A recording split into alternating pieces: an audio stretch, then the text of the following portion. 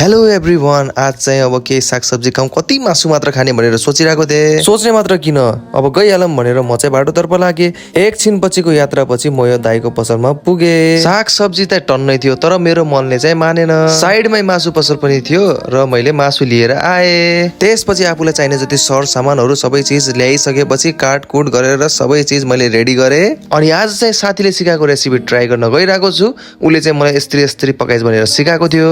Ginger garlic paste चाहिँ अलिकति बढी भएको रहेछ, त्यही पनि ठिकै छ भनेर मैले माथिबाट टमाटर एड गरेँ। त्यसपछि मैले एड गरेँ त्यसमा मासु एड गरिसकेपछि यसलाई मैले चलाउनतर्फ लागेँ। मजाले मिक्स गरिसकेपछि यसको माथिबाट मैले मर मसला नुन सुन सबै स्वाद अनुसार हालिसकेपछि यसलाई मैले छोपेँ। एकछिन पछि त मग बास्ना आयो र मैले आफ्नो लागि प्लेटिङ पनि गरेँ। प्लेटिङ गरिसकेपछि त खानु पनि पर्यो र मैले आफ्नो लागि स्पेशल यो लेग पिस बनाएको थिएँ। लेग पिसदेखि स्टार्ट गरेँ, एकदमै मिठो भएको थियो।